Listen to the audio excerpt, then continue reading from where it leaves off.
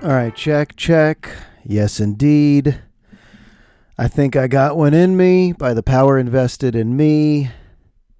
Granted through the Podcast Commission of America, I now pronounce my episode underway. Hi, everybody. My name is Josh Rosenberg. This is episode 258. We're still together. Not as often, but we're still together. Pronounce that hard T in often. Do you, or do you go often?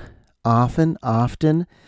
And don't tell me both are acceptable. I bet there's one that's correct. But yeah, we're not together that often anymore. So we miss each other and we fade away and we're like, I barely know you anymore. Where are you at? How you feeling? What medications are you on? Or are you off? Or are you trying? Or what new ideologies are you adopting? Let's tap in. Let's get into that psyche. Let's take a dance around the mind. You know something? We got two words that are powerful today, and I think they need their due. They're as and fuck, and when they work together, it's beautiful. And I know it sounds like profanity, but it's not profanity, it's poetic. So I could say something was very fun, or I could say it was fun as fuck. Which one adds more color to the story? If I said it was hot outside, it was extremely hot today. Or if I said, oh, it's hot as fuck out there. Which one hits you harder? Huh? As fuck are the two words that bring a story home. If I'm teaching about the Mexican-American War and a student goes, God, that's crazy as fuck, I go, exactly. He gets it. He gets it. If I see my 4-year-old actually write her own name, look at her writing letters. That's impressive as fuck. Oh my goodness. So I think there's a place for that. Yesterday I took my second grader, my 7-year-old, 8-year-old, I don't know. Oh, I can lose track of my own age, but I shouldn't lose track of their age yet. Seven.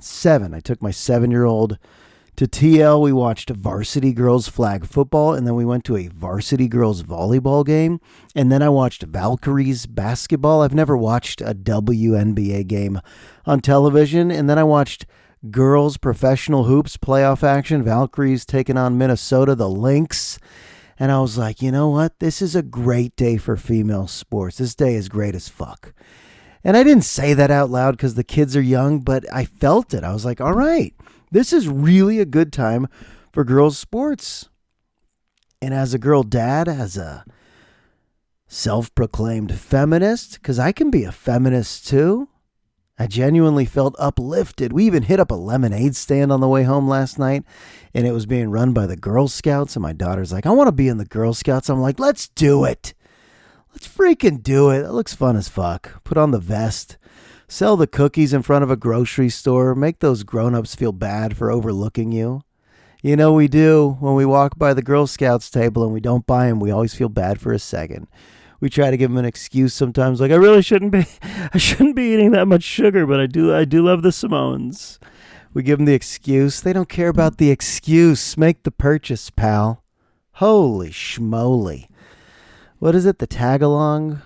What's the one I like? It's coconutty? I don't know, but it's delicious as fuck.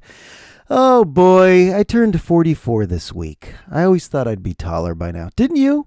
Didn't you think I'd be a little taller by now? But I'll accept it. 5'8". No scouts knocking on my door. 5'8". Mysterious aches and pains all day long. But 5'8", I'll accept it. I'm still growing though. I'm growing horizontally. Oh, that hacky joke is back. But hey, honestly, things hurt a little more as you age. For no reason. And I know that's an old Louis C.K. joke. He has a joke about that. Going to the doctor and saying, my ankle hurts. And the doctor's like, yeah, there's no injury. It's just going to be that way. Nothing happened. In all honesty, my elbow has been hurting for a month. I didn't do anything. I lift my kids up. I go to the gym, and that's just aging. I'll accept it. Everything is just like, you know what? If it hurts, you just got to learn to dance with it a little bit. Even the way we eat, everything's so strict, so intentional about diet. That's what age 44 is. You can't even have the cheat day or the fun day. Like on my birthday, turned my house into a Jewish deli, eating chopped liver, whitefish, bagels and lox, Bubby's pickles, donuts, tons of donuts afterwards. And I'm like, yeah, food with holes in it. My wife put it together that my favorite foods have holes in them, although I don't love Swiss cheese, the only cheese with holes in it, but I love bagels and donuts and bagels, and I went big on the donuts and the bagels, and I think I went blind. My vision just was not good for an hour afterwards. I didn't tell anyone, but I was like, I need to sit down and rest. Did I do anything but eat dinner and dessert? No, but for 10 days afterwards, I'm going to have to be like, I need perfect eating to regain my body and mind in original form that I've been working so hard to attain. I just need salads from here on out. I need all my supplements in the morning. I need my oatmeal. I need it all. I need good sleep. Why? Because you ate too much? Holy shit. And all these events on the calendar that require eating too much, it's not just birthdays, but it could even be like a baseball game. You went to a baseball game with a family of 4. How much did you spend? $400 on what? Cotton candy Cracker Jacks? Who the fuck made the menus this way at baseball games? Honestly, why does it have to be like Willy Wonka's factory? I'm swearing too much. It's like Willy Wonka's factory. No, factory. When you go into a baseball game with little kids and you know the action on the field is not going to really capture their attention, you're like, all right, if you watch the 3rd inning, we're going jumbo pretzels and Starburst. And if you watch the 4th inning, I'm going to buy you Sprite. Ooh, soda to a little kid's a big deal. And if we get to the 5th inning, I'll take you over to the big giant Coke bottle and we'll go down the slide and we'll miss 2 innings waiting in line to go down a slide that's underwhelming, but it looks good on TV. And I realize, what am I doing? I mean, I like kids and I like sports, but shouldn't I just be going to these games with friends or even alone? And I know you're thinking, but it's the memories. It's the memories you're creating. Go fuck yourself with those memories. And I'm sorry to attack you verbally, but honestly, all that shit on social media of the family attended a baseball game. What'd you pay? $60 for parking, over $200 for tickets, $300 on all the food and concessions and souvenirs. And how many pitches did you actually watch? You could explain the game a little bit, but times have changed. We can't do it anymore, parents. We can't do the old, well, when I was growing up, I could just sit in my seat with one hot dog for 9 innings and watch every pitch and enjoy the athleticism and just enjoy the green grass and the sights and sounds. Nope. Sorry, those aren't the kids today. I mean, when they're older, they'll probably get into sports a little bit more, but what am I doing spending that much money? And then when we left, it was chaos. It was like Gotham City leaving San Francisco. I missed the A's because even though, East Oakland, it's not tropical paradise, I think it's like at least easier to exit. If you don't take the ferry into a Giants game and you drive to Oracle Park and you're in one of those streets around the game and it just spools out craziness and just straight gridlock into the streets, bikers, drunks, people selling drugs, and you're just like, stay close, screaming to your kids like you're going through the Battle of Antietam, like the Battle of Vicksburg, like the first shots at Fort Sumter, pal? And you're saying, stay close to the kids, and you get to your car and you have to wait, inching 5 feet every 5 minutes, and finally, my wife's car is pulling right to go up Buchanan, and the car in front of us hit a biker. I'm not kidding. We saw it.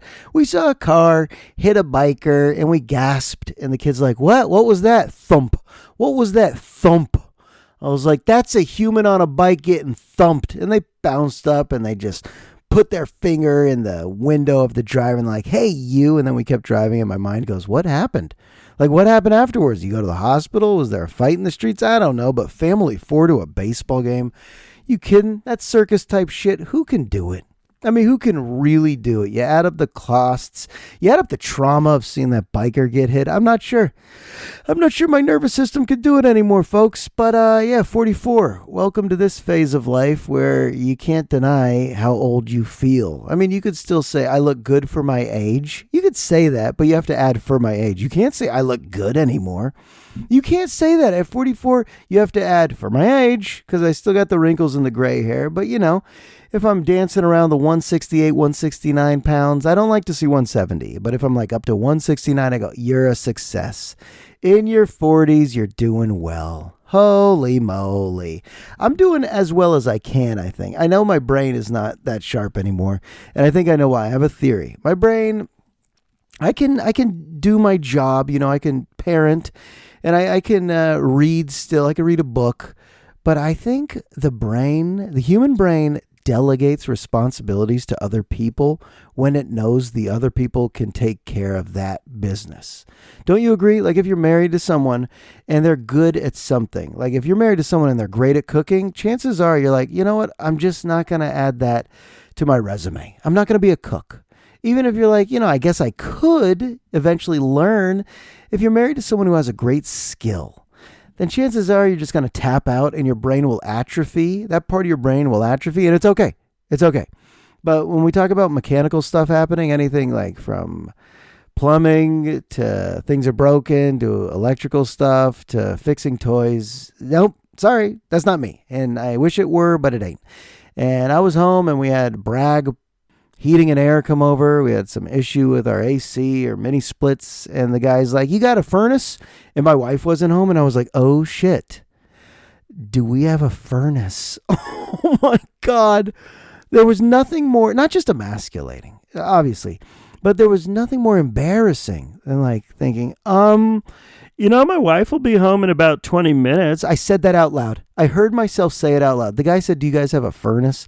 And instead of saying yes or no, because I don't know and I should know, but holy shit, how do I not know? I was like, she'll be home in a little bit and she'll answer those big questions for you. And he didn't judge me. He didn't smile or laugh. He kind of just went to his tablet and typed something in like the husband's a fucking moron. And then my wife, Shani, shows up and she has the right questions and she has the right answers and she's saying words I don't know. And I'm like, all right, I'll tap out and I'll go to the kids. And with the kids, I could do art. We could do magnetiles. I know how to do that. How was your day? Let's see what you drew at school today. I'll wash some dishes. I'll fold some laundry. But holy shit, that's my theory. The brain, when it knows it doesn't have to do something, it won't do it. It won't do it. Like I know I don't have to hunt. All the meat will be at Safeway or Trader Joe's. If that weren't the case, I would learn how to hunt. I guess you're only a product of your situation and environment. That's simple. That's not even a theory. It's just obvious. Though maybe I should gain some skills, right?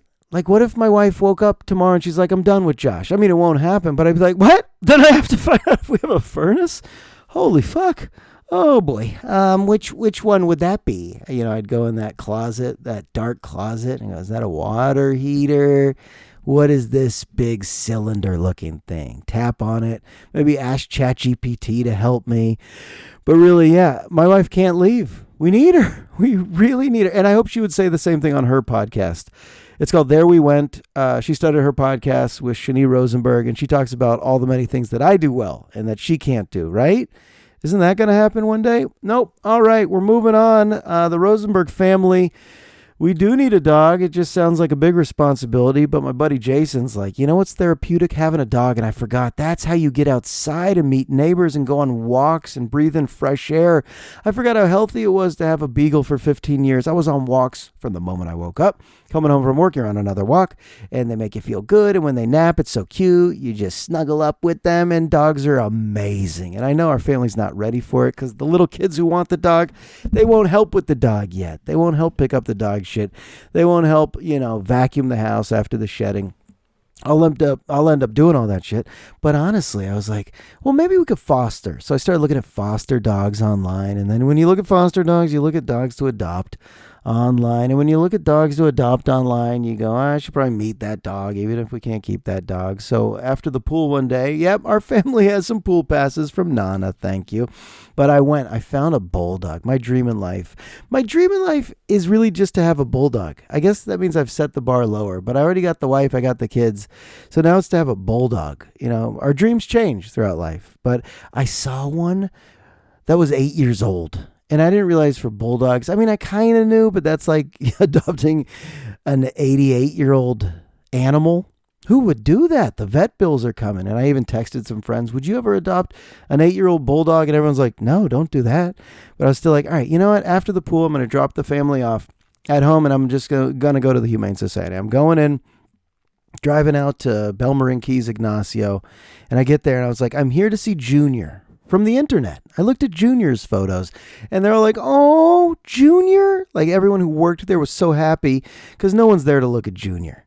Junior, this disgruntled old bulldog that looks like a basket full of laundry. See, a bulldog already looks rugged, but when they get old, it just all falls apart. The hips fall apart. Their face falls apart. His eyeballs were on his cheeks. His eyebrows were on his ass. I mean, nothing made sense about Junior, except I was like, I got to meet him. So I was planning to grab him, just fall in love, bring him home, be the hero. And I met him, and they're like, "Yeah, just don't touch his back too hard. He's got a sloped back, and don't ride him. He's got arthritis." I was like, I wasn't gonna ride Junior. I mean, maybe a little, but I was like, okay, well, put me outside in this little cage with Junior. And they're like, and he loves his ball, so don't touch his ball. He had a big softball in his mouth, just drooling and biting his softball. And I leaned in. He's like, "Don't touch my softball. I got 3 rules." He thought he was coming home. Rule number 1, don't look at me in the eyes. Rule number 2, don't say shit about my ex-wife Sheila. And rule number 3, don't touch my ball. I was like, you got it, Junior. I'm not going to do those things. Don't trip. But honestly, you want to play a little bit? And he's like, I don't know. Something. The hips aren't what they used to be. And Junior was a no-go. Like, I was just like, okay. And then I looked at the nutsack, and I was like, he still got his balls? And the lady, when she came back, she's like, no. It's just a botched neutering. Junior doesn't have his balls anymore. He's neutered. And I was like, Junior? And he's like, what'd you say? I was like, Junior, man, I'm sorry you had to overhear that, but I was asking the employee who worked here if you still had your balls. And he's like, did you just analyze my botched neutering 5 minutes within meeting me? I was like, Junior, I'm sorry. He's like, get the fuck out of here. And he lit up a Pall Mall Unfiltered. I didn't know Junior smokes. I love him. I hope he got adopted, but we still don't have a dog. I've never seen anyone love anything more than Junior loved that ball. Oh, my goodness. To his future owner who tries to wrestle that ball out of his jaw, goodbye to your hand. Goodbye. Oh, boy. It's time to get a dog, but I think I have to Google breeds that work well with kids. I don't know. We have to do everything so gently nowadays. Back in the 80s, you just got a dog. The old guys reminiscing about the 80s when no one had anything but golden retrievers, right? It wasn't that like 80% of families just had a golden. And the goldens never attacked the kids. Now you hear a few more attacks, Keep them on their toes. Holy moly. Kids today. Oh, kids today. You think kids today watch the Emmys? No. Do you even think kids today know what the Emmys are? Isn't it weird that I come from a generation that cares about award shows? Kids don't care about any award shows. I mean, they're competitive, but they don't care if movies compete against other movies or TV shows compete against other TV shows. They don't seem to care about this song won the most platinum records or streams. They don't care. They'll just watch a movie. They don't care who won Best Actor. This is what I surmise of the teens. They'll watch a show and they don't care if it's critically acclaimed. They just watch it, whatever's streaming that night. They watch it. They don't know what network it is. I just saw it. I watched it on my phone. And I'm sitting there watching the Emmys. Ooh, I hope this wins. Ooh, what an upset for supporting actress. Ask a teen. Do you know what the Emmys are? Do you care? Makes me wonder. How many of these customs and systems that we have in place are just going to vanish so quickly? Things like, ooh, the host of Jeopardy. That's a big role. Kids don't give a shit. Who's hosting the late night shows, right? You remember when Johnny Carson became Jay Leno and then the controversy to Conan and Jimmy Fallon, and people cared who's hosting the shows, and Letterman was a big name, and Kimmel, who was taken off the air yesterday because Trump doesn't like what he said about Charlie Kirk. But these kids today don't give a shit about who's hosting late night shows. We used to care. About late night interview shows. Colbert's done soon. It's all going to be extinct. Emmys, even Oscars. We can all agree. No one gives a shit about that either. Kids today, all of our formalities. They're going to care less about what educators are saying because AI is just going to give it to them a little more concise and brief and easier to digest. Kids today, carrying these smartphones. I am so happy. I know you could say this a lot, but I'm so happy these smartphones didn't exist when I was in high school because I was actually around students during lunchtime the day Charlie Kirk was killed, and they started watching it. One kid's even like, Rosenberg, you want to see this? I'm like, what do you watch? You're watching the bullet hit him? Fuck, no, I don't want to see it. Do you really want to see it? That's how desensitized they are today. They'll just, stream it, forget about it, move on with their day. They watch the actual moment that the bullet hit him, and they're all like, he's dead. Very callous. I'm like, whoa. I can't imagine being in high school holding a phone that could stream something so gruesome. Because I would have watched it. That's before your brain's developed. You just watched it. All we had was Faces of Death. That VHS that was forbidden viewing that one of your friends had, and they shouldn't have had it. You're like, how do you have this? Flix Video doesn't even rent Faces of Death. We're watching guys' arms get ripped off, a guy go skydiving into a crock pit.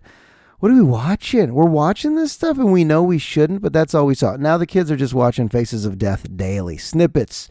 Faces of Death on your phone all day, every day, and then you hang out with your friends and more Faces of Death. You're microdosing your trauma. At that point, it's not healthy. You have to know that. Even if you feel okay afterwards, you're culminating all these little videos, all these little shorts, all these little reels of shitty shit happening to other people, and you're so emotionless, chances are this is going to catch up with you. When you're my age, you'll need sleeping pills.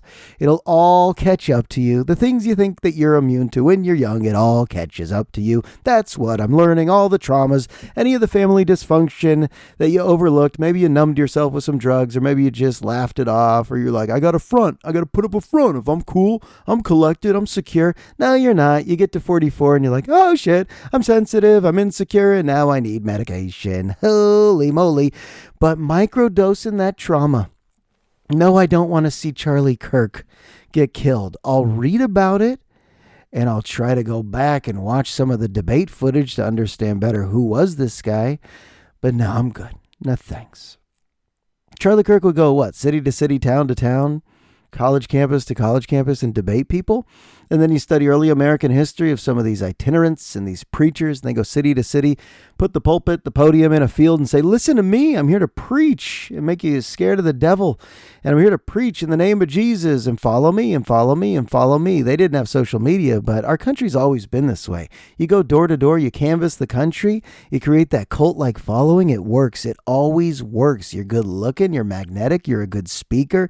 The amount of people that will follow you into the darkness, they don't give a shit. If you're good looking, you're a magnetic personality, you're saying something loud on a megaphone or a microphone, and it's counterculture, or maybe it's exciting, and there's a crowd and there's a rally and there's a canopy, you're famous. Hey, in this country, you're famous. If you just stay behind your phone and, tweet, post, that's a bunch of bullshit. But if you're actually getting out, like Charlie Kirk really had the motor to go everywhere in the country and debate people. I mean, regardless of the content, I didn't really know who he was. I knew the name, but after the assassination, I started to research him a little bit. Even that sounds too academic. I researched him. No, I watched a little bit. And I even watched him on with Gavin Newsom in this conversation. He just dominated Gavin Newsom, the California governor, getting dominated by this young conservative. Gavin didn't do anything to defend the Democrats. He's just like, you're right. I could see your point on that. I appreciate you saying that. The fuck, Gavin. Gavin could easily be a Republican. He just likes to win. He's competitive, but I don't think his actual moral compass is pointing him into any political affiliation. He's just like, I like the fame. I guess I'll go on this side, the left side, try to dominate that. He knows the recipe for success, that crazy world of politics. But, watching little Charlie Kirk, I don't share a lot of those beliefs, obviously, but I was just like, yeah, I get it. Yeah, I get it. I get how he was able to gain a little more attention from the youths of America for that fella named Donald. Oh, I still won't watch it. And you think I'm kidding, right? You're like, I know Josh tries to sound all moral, like he won't watch the actual footage of this gruesome shit, but I won't. I won't even read stuff that's heavy anymore. I just read basketball memoir after basketball memoir because I can handle that. And I watch reruns of Curb Your Enthusiasm. It's the only thing I'm watching right now. I'm not watching the news. Nothing too heavy. I got too fragile. Nothing too heavy. Okay. Oh, these kids today. That'll just be my transition comment and see where it goes in my brain. These kids today. What do these kids think? The Underground Railroad was a railroad? Okay, we all thought that at one point, right? Right? You learned about Harriet Tubman and the Underground Railroad, and then you wondered why they call it a railroad. I understand cute little names for things, but just call it an escape network or something. An escape circuit. There's a giant percentage of Americans that think the Underground Railroad was a railroad. Why name it that? There's also, other things we've named throughout history that people actually think it's that, and then they study and they go, oh, it wasn't a railroad. I don't know what I was picturing in my head, but you were picturing an Underground Railroad, right? When you were like 12 years old and you learned about Harriet Tubman, a slave who escaped and then started freeing other slaves in these safe houses on this route up to the north. It's amazing. It's one of the most heroic things you'll ever learn about in the history of this country. And I'm thinking, wow, how many years did I spend picturing a railroad, like Bart, what am I picturing? A railroad in the 1800s just going beneath the surface of the earth, you dumb shit, Josh. But now I teach it, I'm like, hey, everyone, it's obviously not a railroad. Put this in your notes, not a railroad, okay? But we're studying the causes of the Civil War. And I want you to write down Tubman, okay? Who's going to be on our cash instead of all those white fellas who own slaves. Some of them. We're going to focus on Harriet, the great Harriet. There's a good movie on Amazon Prime called Harriet. All these movies, you shove it into 2 hours with a good soundtrack, and then the young people will watch. But when you picture something so fictional and fantasy as a little kid, like when people are teaching you about anything and you start picturing it, it'll blow your mind. And we still have that part of our minds, because I was telling my wife the other day, I was like, Tara Linda's building a double-decker pool. I didn't even know what was coming out of my mouth. You know those 2 hours where you come home from work and nothing makes sense? You just say shit, you can't remember words, and your just brain is mush. I was like, yeah, it's a crazy time for construction at the high school. They're building a double-decker pool. And I watched her face as it was like her brain was exploding. Her brain was in pain because she couldn't picture what I had just said. Now, clearly, there's no such thing as a double-decker pool. And Tara Linda High is not building a double-decker pool. Just in my head, I was like, it looks like 2 stories, and I know it's the aquatic center, so I'll just say double-decker pool. And she's like, after 2 minutes, she's like, Josh, what's a double-decker pool? And I was like, oh, yeah, that can't be anything, because there's only one pool. You don't do pool on top of a pool. It's not like a bunk bed of a pool. But when you say the wrong shit, Underground Railroad, there was no railroad. And people picture it. It's going to lead their minds into that theater. That theater of the mind. Isn't that the best? I've never done a book on tape. Isn't that crazy? I should do a book on tape.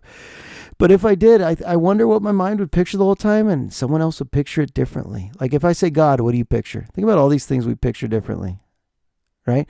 What if I say the Philippines? What do you picture? The people or the actual like geographic island cluster? I'm going to say some things right now. You picture it. All right. Chips. What are you picturing? Potato chips? Poker chips? Chocolate chips? And if I say chips to eat, what do you picture? Fritos, Cheetos, Doritos? I'm just going to say some things and you tell me what you picture. Barbecue. Did you picture a grill or did you picture the food on a barbecue? All right, let's do a mental exercise right now. If I say dog, what breed? For me, I immediately, I don't know why, I just pictured Snoopy. And that's a fictional dog, but beagle, I had a beagle, I get it. If I say cat, what do you picture? Andres Galarraga, big cat? Andres Galarraga. Has anyone looked more like their name was Andres Galarraga than Andres Galarraga? He was a giant, but I remember him with the Rockies and Expos too. What's an Expo? Only the greatest logo in baseball history. Speaking of baseball history, I'm not watching much of a show these days. So last night on YouTube, I told my wife, hey, Ken Griffey Sr. and Ken Griffey Jr. both went back-to-back jacks in the same game in 1990, and she's so sweet she watched it with me. And it was understated. Ken Sr. was up first. He went like center field, and Ken Jr., he went oppo. And it was like the announcers enjoyed it, but I was like, why do I remember that being much bigger than what it was? Like, to me, that was the moon landing. The Griffeys, the dad and the son, going back to back oppo. Oh my gosh, against the Angels. It was a blast. It was an absolute blast. A blast, I tell you. All right. I don't even know where to go. I feel so tired, but I also know if this is a form of entertainment, like if you're actually lending your ear to this show and you're like, Josh, bring it. And I'm just like, I'm tired. That's not fun to listen to. So I don't want to whine about how tired I am, even though I am. Okay. Trying to take that hydroxyzine at night. It's not doing much except for making me groggy, or trazodone. You Google all the drugs you take at bedtime. I'll take them all. What you got? I'll even find you in the alley. I'll find you in a dark alley at the end of a street. What you got for sleep? Oh, you got Ambien? All right. How much you need? Traz? Yeah, 25 mgs. Oh, you got the 50 mgs pills? Let's just flood my brain chemistry with all the chemicals because Papa got to sleep. But I want you to know there's some things I like. If it ever sounds like I complain too much on this podcast, and I don't think it does, but if you do, first of all, sorry. Second of all, keep listening. Third of all, I wrote down a few things I like. Just haven't done this podcast in so long, so I wrote down a few things. Here, let's get to some bullet points. Number one, I like how Latrell Sprewell, whenever he would check into a game, his jersey was always untucked. and he would tuck it in as he was entering the court, and also he would tie his drawstring, like things he could have done before the game.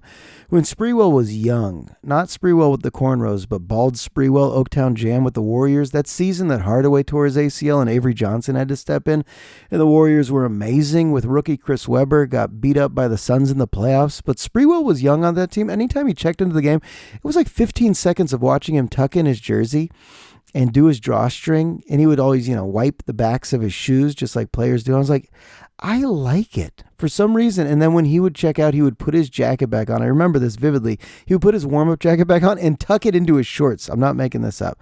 I like that about Latrell. I always thought I would just like everything about Latrell, but I guess I shouldn't like the fact that what did he do? Oh, yeah, he tried to murder his fucking coach. He choked him out. Sorry, PJ. Moving on. What else do I like? I like Fred Armisen more than I can even explain. My wife and I tried a little Portlandia. She's a fanatic. I'm a fan. But some of the characters he plays or some of the voices he does, I think he's perfect. I don't say that about a lot of comedians. But from sketch to how he plays the drums to how he just carries himself, I think Fred Armisen is the perfect creation of a comic in every way. He does things and I go, he's capturing that perfectly. Like little things in pop culture, the zeitgeist, he understands mannerisms, the nuance. There's something about Fred Armisen where I'm just like, oh my God, he's capturing it perfectly. And he could do it quickly. He could do a character in like 4 seconds. You're like, he's that. He's that. He became that. He's that. I like Fred. Perfection.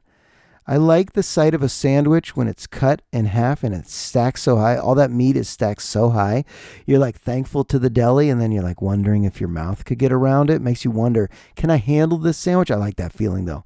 I was like, I'll tear my lips up. I don't give a shit if I unhinge my jaw and injure myself. I like a big, fat sandwich. I like the smell of overly bleached gym towels. You should know that about me.